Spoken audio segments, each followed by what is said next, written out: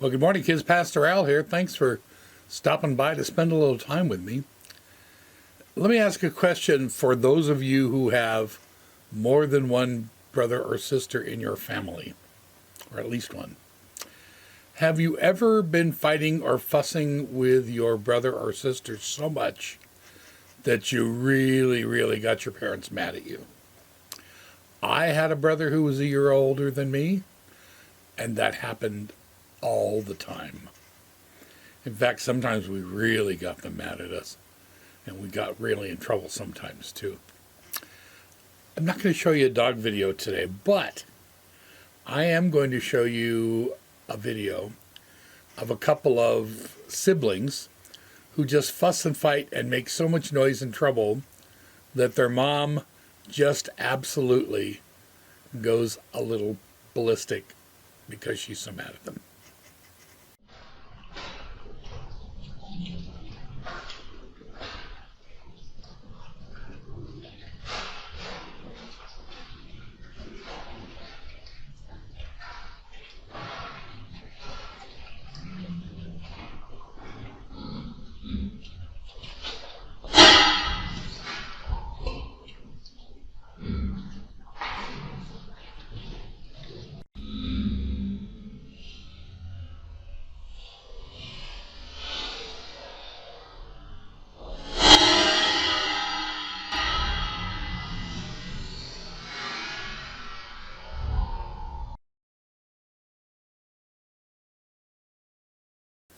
Okay, that's like funny and horrifying at the same time, but it really looked like that little piglet bounced off the other pig and had a pretty soft landing. They're actually pretty tough little critters.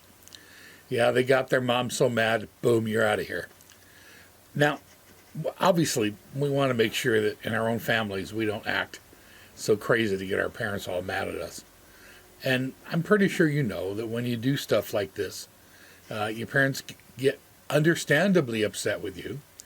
Sometimes you have to deal with a consequence for what you've done if it really went over the line. But you probably pretty much know that your parents aren't going to stop loving you because of it. You can kind of rely on that. Now, a lot of times when we think about God, we sometimes think that, wow, if I just do enough bad stuff, God's going to not be able to love me anymore. Maybe right now, not so much, but believe me, there'll be times in your life where you really might make some big, huge mistakes. Things that God really doesn't want you to do or to do towards other people. And you just say to yourself, oh my gosh, I've hurt God's heart so badly. God is just done with me.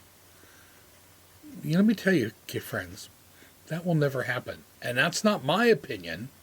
That's what God tells us in a number of places. But one place especially, we're studying with your parents or grandparents today. There was a prophet a long time ago named Isaiah.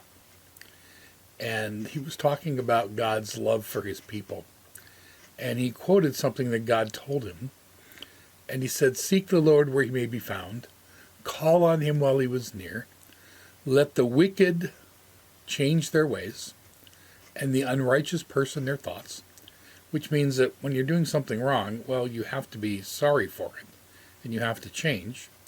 But then he says, let them return to me, because I'll have compassion on them. I will completely and totally forgive them for what they've done, because I still love them, and that's my nature, and that's what I want to do. You see, sometimes when we get really mad at someone, we want to stay mad forever, and we want to not forgive. But God is different than us. That God will not stay mad forever. And God really wants to forgive. Now again, that doesn't mean you do anything you want and just figure, oh yeah, God's got to forgive me. It means that you have to see that you've done wrong, that you've broken God's heart, and come back to God and say, I'm sorry. And yeah, I want to change my ways. But when you do that, God will forgive and take you back into his heart. So don't ever think in your life that you've gotten to a place where you have done something so bad that God will not forgive you, or that you can never come close to God's heart again. Because God tells us that he has a heart full of love and compassion and mercy and this wonderful word that we use called grace. which is God's free gift of love for us. And he will always, always, always give it to someone who comes to him wanting God's love. Because that's the kind of God he is, and that's the big kind of heart he has. Thanks, everybody, for spending a little time with me today. And I hope today's a nice, not snowy day for all of us. And, maybe take a nap this afternoon. You lost an hour of sleep. Bye-bye, everyone.